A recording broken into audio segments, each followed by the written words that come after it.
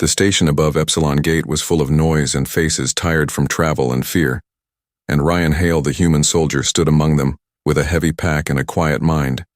He was looking for a place to sit for a minute to rest his back and his thoughts. But every seat was taken or broken or guarded by people who did not want company. His uniform made them nervous because soldiers brought memories of the wars, and nobody wanted those memories back. He saw a seat near the window and started walking toward it, thinking maybe the universe could be kind. Just once the alien woman was there before him.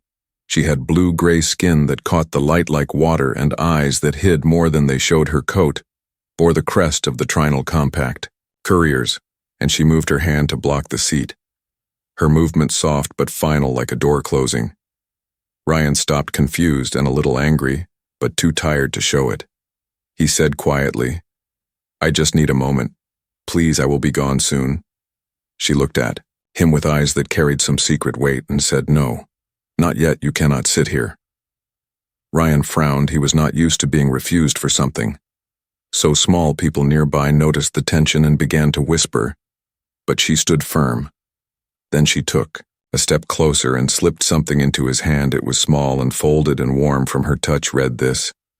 When you walk away," she whispered without moving her lips. He nodded, uncertain, and turned his back, walking 5 steps before opening them. Note, it was written in careful script and said, "Do not sit. The seat is tagged by watchers. They want you to react. They want a scene for their report. You are being measured by someone who should not know your name. There is more hidden in the vents. When you finish reading, the air will pulse once and guards will come.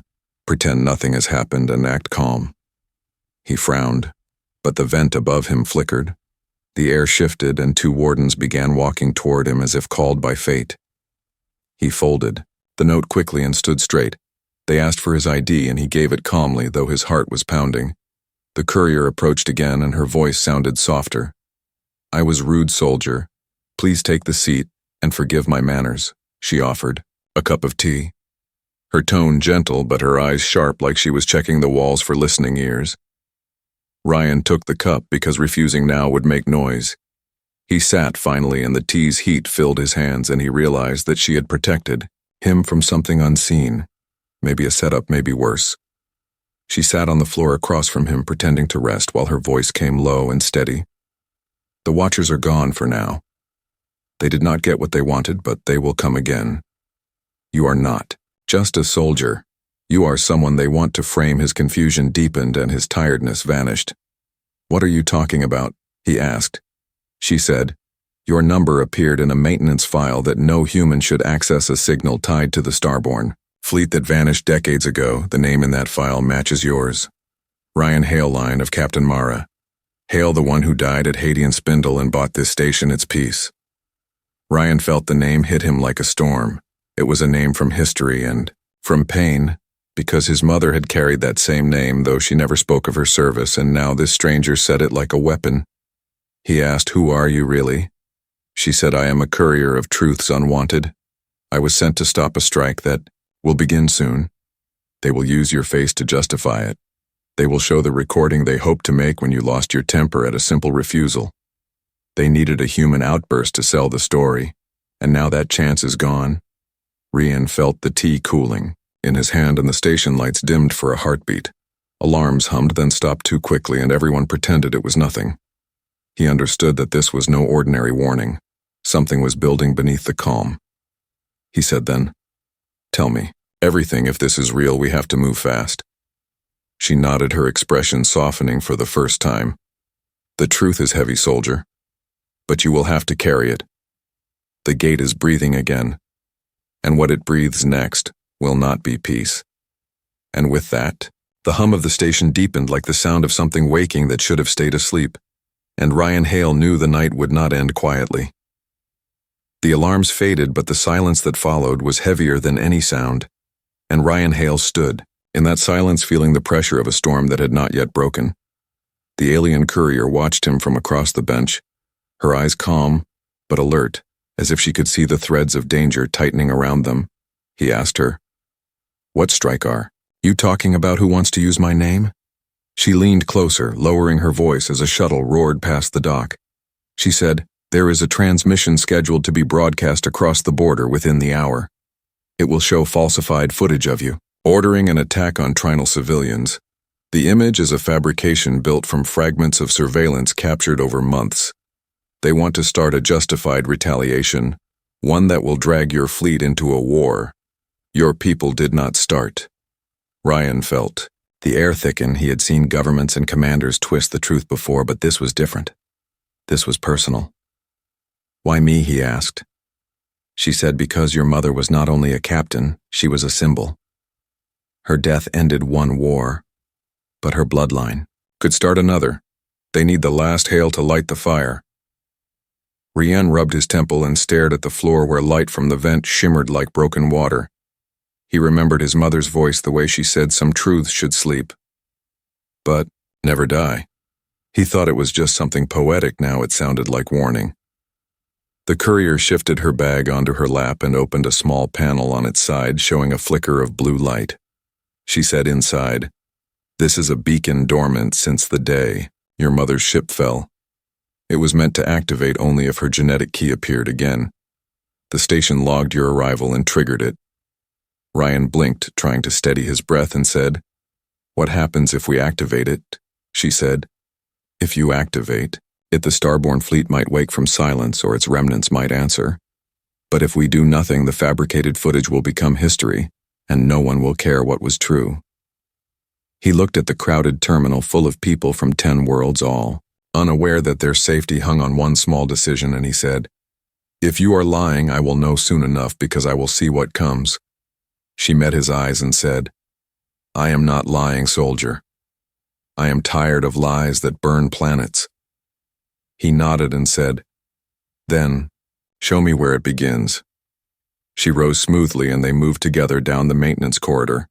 The light here was dim and the walls hummed with slow pulses like heartbeat echoes from the gate itself.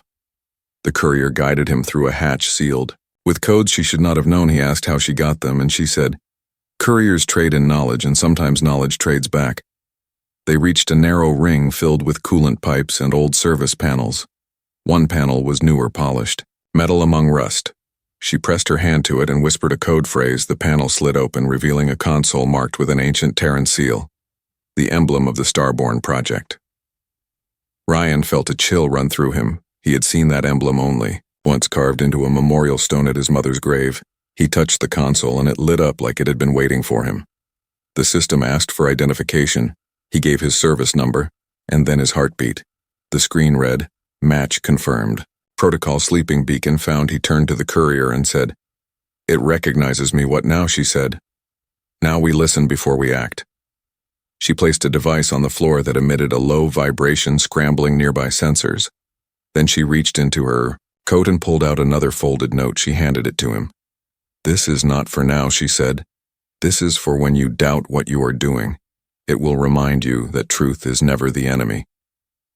Ryan tucked the note into his sleeve without reading it, could feel its weight against his arm, heavier than paper.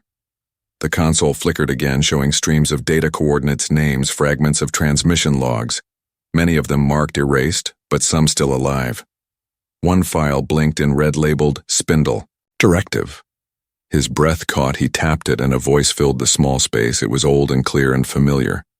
His mother's voice saying, "If you are hearing this, then the gate is in danger and my line still lives. You must hold the truth even when the world breaks under the lie." The rest was static, but it was enough. Ryan's throat tightened and the courier turned away, giving him a moment. He said quietly, "What now?"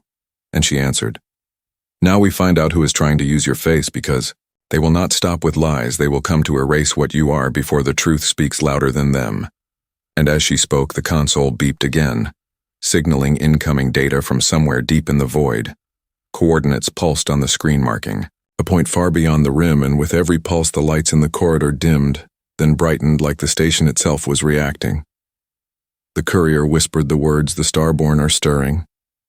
And Ryan Hale realized the galaxy might change before morning. The message on the screen kept flashing, and the air in the corridor grew warmer, as if the station could feel the weight of what had been awakened. Ryan Hale stared at the coordinates that shimmered in red against the metal surface, and each pulse echoed inside his chest. He had spent his life following orders, obeying ranks and routines, but now there was no command chain. no superior officer, only a truth that had found him through blood and fate. The courier beside him looked both frightened and alive, her eyes reflecting the glow of the screen. She said the coordinates point to a system outside official charts. It is an old graveyard of ships from the last Starborn War. They called it the Silent Verge because nothing comes back from there, but now it is calling to you, and that means something is still breathing in its shadows. Rian clenched his jaw, his mind racing between duty and disbelief. If that beacon had really linked to something from his mother's time, then maybe the legends about the Starborn weren't just propaganda stories about vessels that thought like people and captains who commanded through mind link. He remembered how as a child he had asked his mother if it was true, and she had smiled softly and said some ships remember better than people do. And now that memory hurt, because it felt close again. The courier tapped the console and transferred the coordinates into a small crystalline drive. She said, "We need to take this to the surface docks. There is an old patrol ship I can access. It has limited range, but enough to reach the verge if we move now. We might beat whoever triggered the false footage." Ryan hesitated. Leaving the station meant crossing security zones and risking exposure, but staying meant waiting to be framed. He nodded finally and said, "Lead the way." They slipped through the maintenance tunnels, avoiding patrols. The corridor smelled of oil and ozone, and the distant hum of reactors grew louder as they neared the docking rings. The courier walked with a purpose, every turn precise, as if she had memorized the path. Years ago, she told him she had once been assigned to a Starborn liaison project before politics buried it under new treaties. She said those ships were not just machines, they were promises. And the galaxy grew afraid of promises that could not be controlled. Ryan listened in silence, every word adding weight to his growing certainty that they were walking toward something larger than both of them. When they reached the lower docks, the air was colder. The sound of loading cranes echoed like thunder across the metal floor. A handful of cargo workers moved between stacks of containers. None paid attention to two figures in gray maintenance coats. The courier had stolen them from a locker, and now they blended like shadows. She led him to a small craft half hidden behind a fuel rig, its hull old and scarred with faded numbers. Ryan touched the metal and felt a faint vibration under his fingers, like a heart, too weak to beat. She said this ship once belonged to the Trinal Observation Corps, but its drive core was built by human engineers. Maybe that is why it still waits for someone to understand. She climbed inside and powered the systems. The lights flickered reluctantly, then steadied. Ryan sat beside her, and as the engines warmed, he felt the strange pull again. That silent call from the coordinates. They launched into the dark, the gate shrinking behind them like a dying star. The stars stretched in long threads as the jump field formed around their craft in space, folded in a shimmer that looked almost alive. Rian watched the display as time lost shape inside the fold. And he asked her, "What happens if we find the Starborn, if they are still there?" She said, "Then you will have to decide if you are their heir or their warning. Because if they wake, they will want to know what kind of world replaced the one they died for." He had no answer. Only the hollow thrum of the engines and the ache of the unknown. Hours passed, maybe days. He could not tell when the craft dropped out of jump space. The field cleared, revealing a region of wreckage and drifting light, a graveyard of warships tangled in silence. The silent verge stretched for millions of kilometers, fragments of hulls and shattered weapons frozen like ghosts. The courier whispered, "We are not alone," and pointed at a faint pulse on the scanner. Something was moving between the wrecks, a single shape, smooth and dark, reflecting no starlight. Ryan magnified the view, and his breath caught. It was a ship, but not dead. Its hull glowed faintly with veins of pale blue energy, like something sleeping and dreaming. He asked, "What is that?" And she said, "That is a Starborn vessel, and it is answering your beacon." The craft trembled as a transmission arrived, not through the radio, but through soundless vibration. The console lit with words that felt alive: identification, required lineage, confirmed designation, descendant of Mara Hale. Access granted. A line of symbols appeared that neither of them could read. Then the ship before them slowly opened its forward bays like a beast, waking from long rest. The courier whispered, "This is not just a ship, it is memory, and it remembers you." Ryan felt his pulse race. He had never believed in destiny, but now he could feel its gravity pulling him toward that silent vessel waiting in the dark. It called to him not with orders, but with recognition, and for the first time in years he felt like something greater than fear was reaching back, and as their craft drifted closer through the debris, the ancient ship's lights brightened one by one, like eyes opening to greet the child of its lost captain. The dark shape of the starborn vessel filled the viewport as their small craft drifted closer through the graveyard of broken ships. Its surface shimmered with faint patterns like memories written in light. Ryan Hale could not look away. His pulse matched the rhythm of those glowing lines as if his blood and the ship's power were echoing. The same song, the courier sat beside him, silent. Her eyes wide, not with fear but with awe. She whispered that no living being had seen one active in almost 50 years. He asked how it could have survived all this time, and she said the starborn vessels were designed to think to sleep, to wait for a signal that would never come until you came. Soldier, your mother's legacy was sealed into these machines. They called them vessels of oath because they swore never to awaken again unless the blood that built them asked them to. Their craft moved closer, and the starborn ship extended a narrow bridge of energy connecting their airlock to its hull.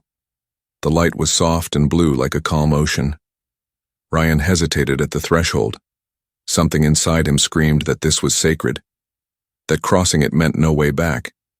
The courier placed a hand on his arm and said, "Whatever waits inside will know you before you know it." He nodded once and stepped across the bridge. The air shifted. It was not like entering a machine. It was like stepping into a living memory. The walls pulsed faintly with warmth, and soundless whispers drifted through the corridors like half-remembered voices from dreams. The first chamber was wide and empty except for a circular pedestal glowing at its center. Symbols rippled across it, rearranging into words he could understand. Welcome, descendant of Hale, command protocol in suspension, confirm intent. Rian's throat felt dry and heavy. He spoke softly.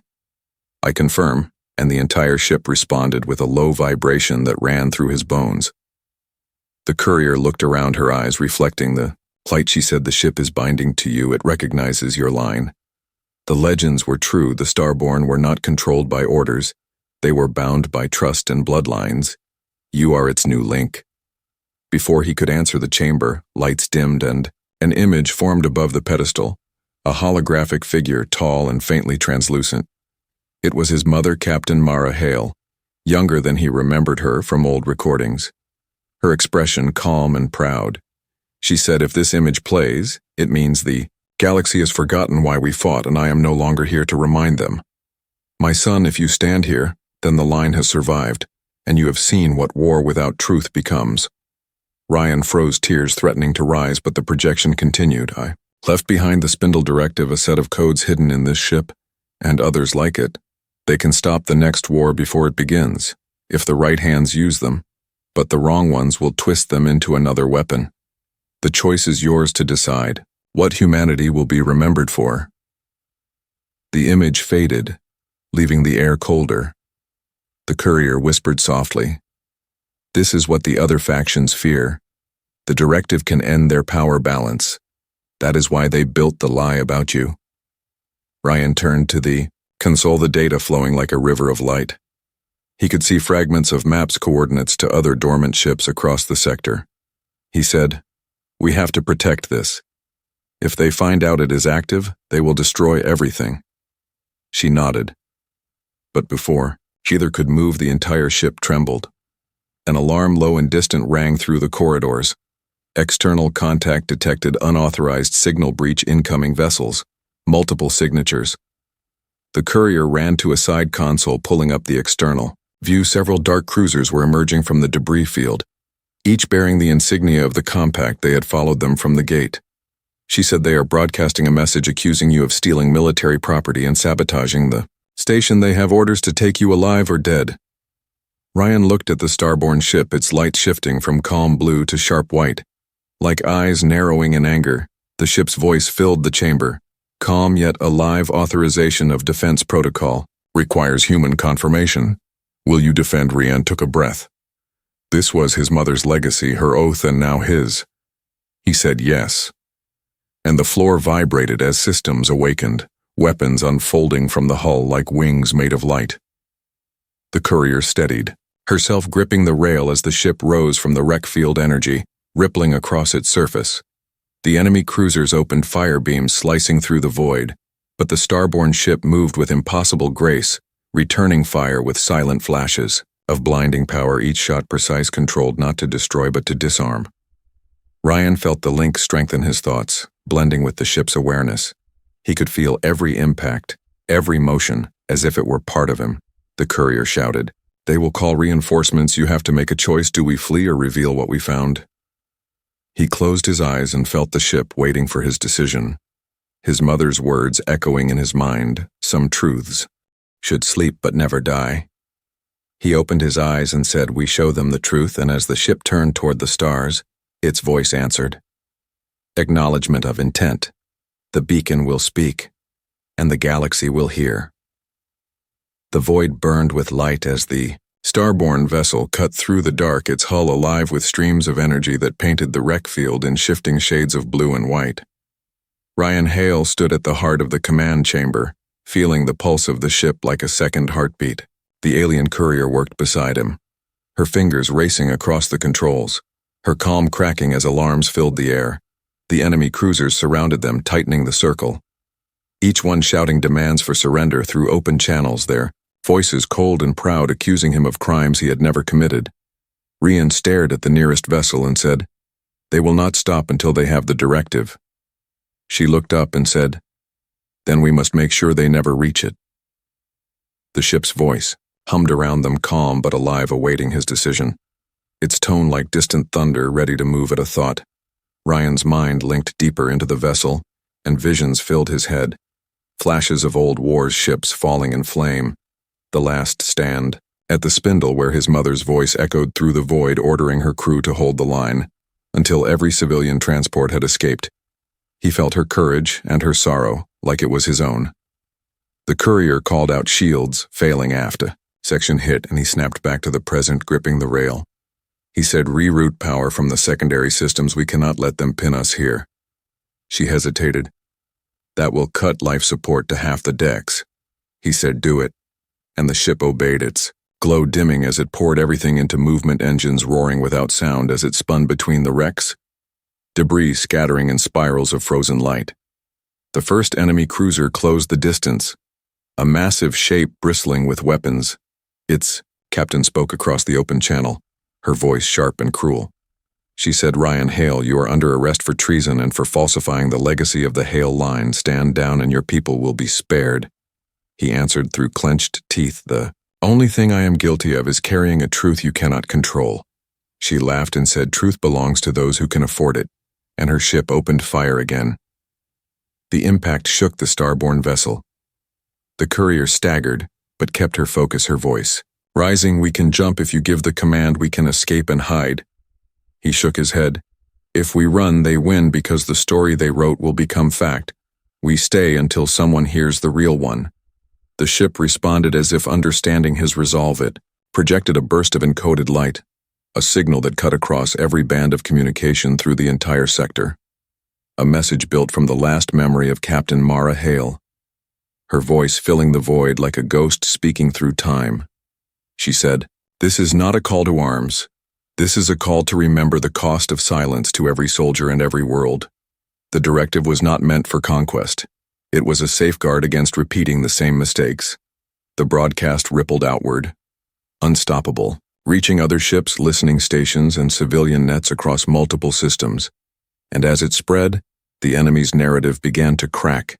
Their officers shouted over each other, trying to block the transmission, but it was too late. One of the compact captains panicked and ordered a full volley. The starborn ship took the hit, its shield flaring, then collapsing. Alarm screamed. The courier fell against the console, shouting hull breach on lower decks. Ryan felt the pain through the link as if it were his own blood spilling through metal. He said, "Seal the decks, prioritize the core." She tried to protest, but the ship already obeyed sections of the hull, sealing with living metal that flowed like liquid steel. Yet the damage was deep and the power reserves were fading. Ryan's vision blurred from exhaustion, but the ship's consciousness held him upright, whispering through static, "We can still protect the directive, but it will cost you." He understood without words. It meant the ship would have to burn itself to blind the pursuers. He looked at the courier who had stopped typing, her hands trembling. She said, "If you do this, you will not survive." He answered, "Maybe not, but neither will the lie." She shook her head and tears glimmered. In her alien eyes, her voice breaking. "You sound like her. You sound like your mother." He smiled faintly and said, "Maybe that is enough." The ship began to glow brighter, its light bleeding through every crack until the darkness of space looked like dawn. The enemy cruisers hesitated, scanners screaming as the energy surge climbed higher. Rian felt the ship's final thought in his mind. "We will hold the line one last time." And then there was light, pure and endless. The wrecks around them turned to shadows, and the shock wave swept across the verge, throwing every hostile vessel aside like leaves in a storm. When the light faded, the starborn ship drifted silent and wounded smoke trailing from its hull. But alive, the enemy fleet scattered, damaged, and broken, unable to fight. Ryan's body was weak. His vision fading, the courier crawled to his side, her voice shaking the broadcast. It reached them across the gate. "The truth is spreading." He tried to answer, but the ship's systems dimmed around them and the stars blurred into white. He closed his eyes, hearing his mother's voice one last time whispering, "Hold the line, my son. And remember why we began this war, not to win, but to survive what comes after." And then everything went quiet except the hum of a single fading heartbeat that belonged to both man and machine. The silence that followed the explosion was heavy, like the breath of the universe itself. Holding still, the starborn vessel floated through drifting debris, its hull scarred, and blackened light flickering weakly across its wounded frame. Ryan Hale woke slowly, every muscle aching, his vision blurred, and the taste of smoke still on his tongue. The link between him and the ship was faint now, like a heartbeat heard through water. The courier knelt beside him, her face pale. Her eyes wide with relief when she saw him move, she whispered, "You are alive, barely, but alive." He tried to sit up, and pain answered him like fire running through his veins. "What happened?" he asked. She said, "You did it." The lie was broken. The broadcast reached the colonies, and the gate the compact fleets have gone silent. But the ship had burned itself out to make it happen. Ryan looked around the command chamber walls, dark and cracked panels. Dim the air tasted of metal and ozone. The ship's voice no longer spoke in words, only soft pulses that matched his breathing. He placed his hand on the console and said quietly, "You did well, old friend." As if the ship could hear, and he thought it did, because the lights near his hand glowed weakly like a fading smile. The courier helped him stand, and together they looked out through the fractured viewport at the wreck field that had become calm again. No enemy signals, no alarms, only quiet. She said, "The transmission carries your mother's voice across half the sector. People are questioning everything. Some believe you are dead. Others call you a ghost from the old Starborn Wars." He said, "Maybe that is for the best." They spent hours patching what systems they could, using what little energy the ship had left. The corridors were cold and silent, but not lifeless. Rian could feel something deep within the core still alive, a small flicker of consciousness, like an ember refusing to die. The courier said, "If we can reach a dockyard, maybe the ship can recover." He shook his head. "No. If we move now, they will track us again. We have to finish what was started. There are other directive nodes hidden across the verge. My mother left them for a reason, and we have to find them before the wrong people do." She frowned. "You can barely stand." He smiled faintly. "Then I will lean on the stars." They scavenged supplies from broken compartments and found a working auxiliary pod just big enough for two. The ship used its remaining power to open the hangar door, and as they prepared to leave, the lights along the deck began to pulse slowly, forming words, "Farewell, line of Hale. The duty continues." He felt his throat tighten and said, "Not farewell. Not yet. Rest until we call you again." And the lights dimmed one final time, leaving the ship drifting in quiet grace. The small pod launched into the dark, slipping past the wreckage until the starborn vessel was a faint glimmer behind them. The courier piloted while Ryan watched the stars, thinking of all the lives now changed by one signal across the void. She said softly, "I used to believe humans only brought destruction, Now I see that sometimes destruction is the only way to end a lie, he said. Humanity does not fight because we love war. We fight because someone always writes our story for us, and sometimes we have to take the pen back. She looked at him and said, "And now what?" He turned his gaze toward the coordinates glowing on the pods, screen a cluster of uncharted systems where the other nodes might sleep, and said, "Now we wake the rest of them." The pod slipped into jump space light stretching into rivers around them, the hum of the drive filling the silence. He could feel his strength fading, but purpose kept him upright. Memories of his mother's voice echoing through the stars. She had believed in unity and a bond between species built on truth. Not fear. The Starborn project had been that dream, until greed and politics buried it, and now it had one last chance through him. After long hours, they dropped out of jump and emerged near a dying red star. Debris drifted here too, but among it stood a single intact station, old and forgotten, its beacons dark.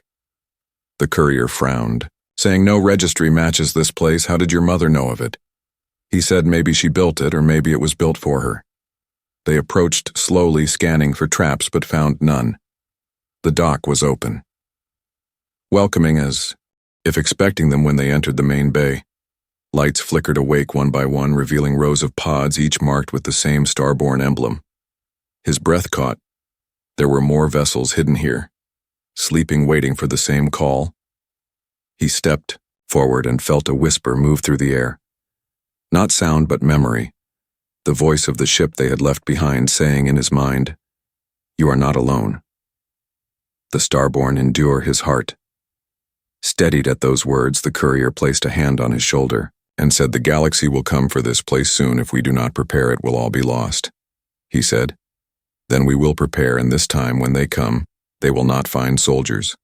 They will find witnesses to the truth." The station lights grew brighter. As if agreeing with his words, the hum of power slowly returning the pods around them began to glow faintly, and Ryan realized that each one might hold another fragment of the legacy his mother left. Not weapons, but guardians of memory. He looked out at the stars through the bay window and said softly, "The war is not over, but maybe it can finally mean something more than fear." The courier smiled, tired but hopeful, and for the first time since the gate, he felt not the weight of command, but the quiet promise of beginning again. The old station trembled as dormant power flowed through its ancient veins, and Ryan Hale stood in the center of the docking bay, surrounded by the faint hum of awakening machines. The air shimmered with soft blue light spilling from the pods, each one bearing the emblem of the Starborn project. He could feel the energy pulsing through the floor, the heartbeat of history returning after decades of silence. The courier moved beside him, her gaze sharp and uncertain. She said quietly, "Once these vessels wake, every faction in the galaxy will turn its eyes here. You will not have peace after this." Ryan looked at her and said, "Peace is not what I came for.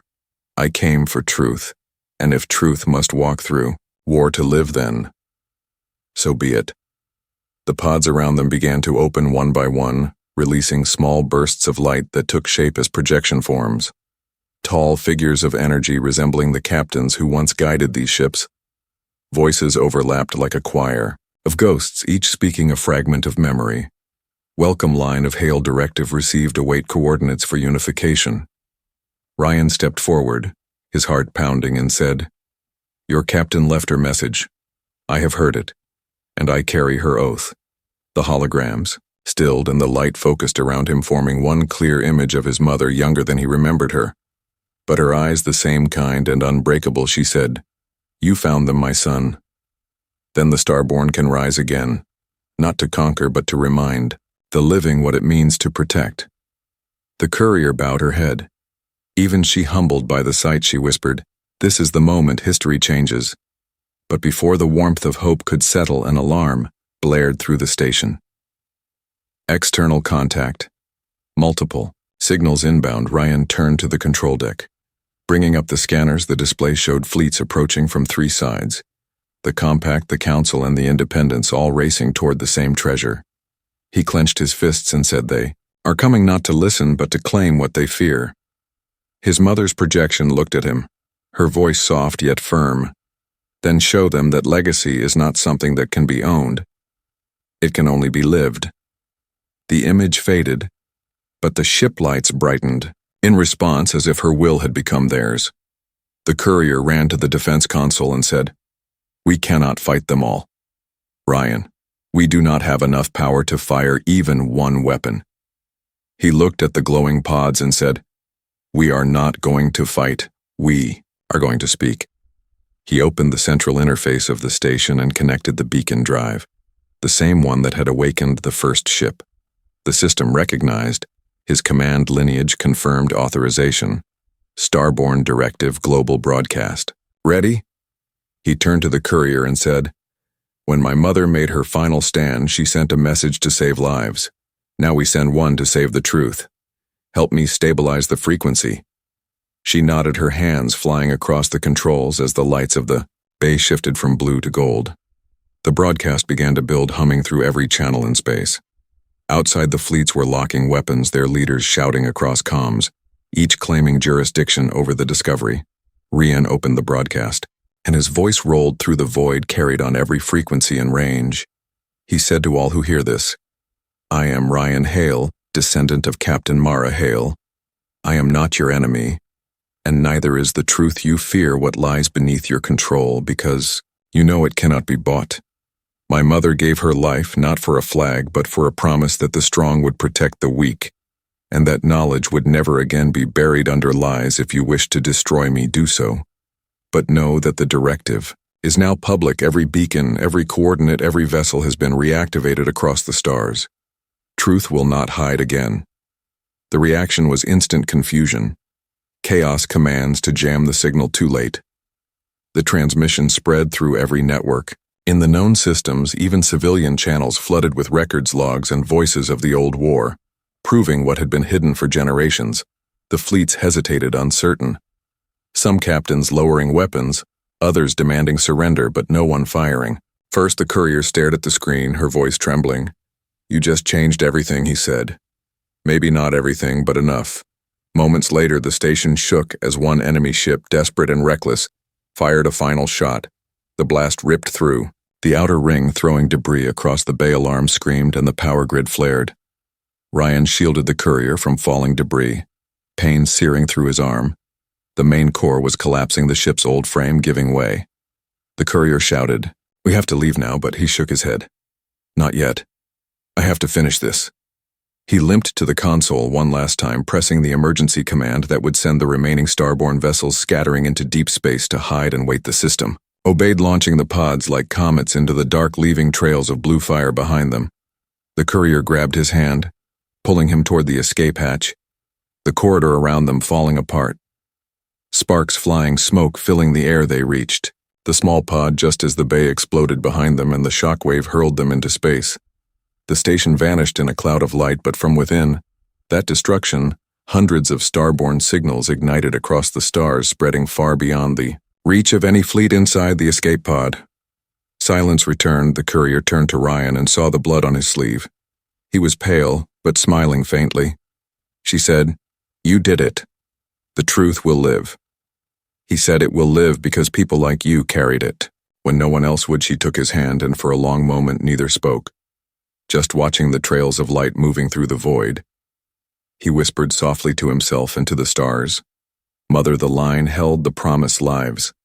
And as the pod drifted through the endless dark, the stars seemed to pulse brighter, like 1,000 unseen hearts beating in answer to his words. And so the war of lies ended, not with conquest, but with remembrance. The legend of the Starborn rose again, not as a fleet of vengeance, but as a whisper of hope carried through the galaxy.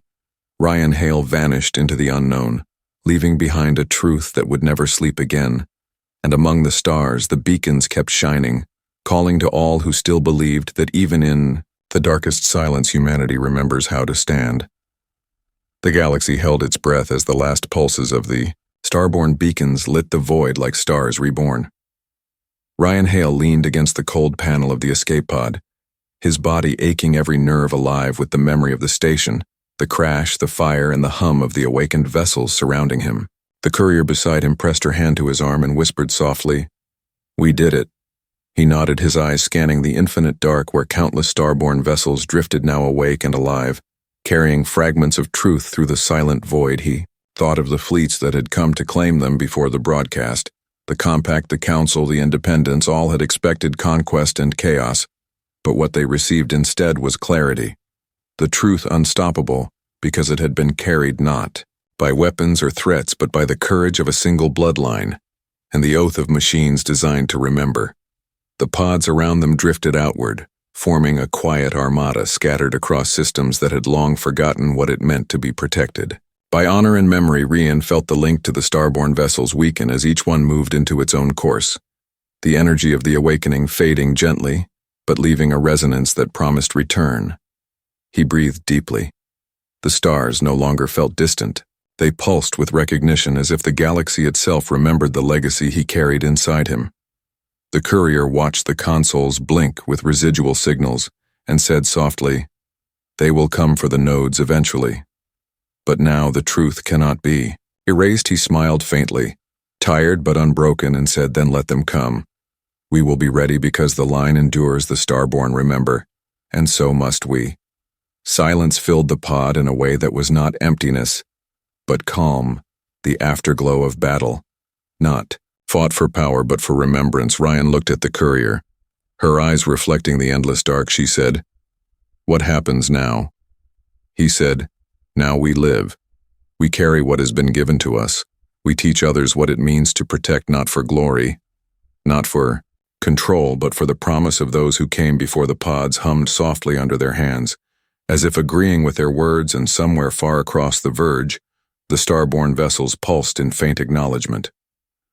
Like a heartbeat answering another heartbeat, Rian leaned back and let himself feel the weight of the night, the lives changed by the broadcast, the fleets forced to pause and consider what they had been told, the civilizations that now questioned the lies they had been fed, the memory of his mother and every captain before her living again in light and energy.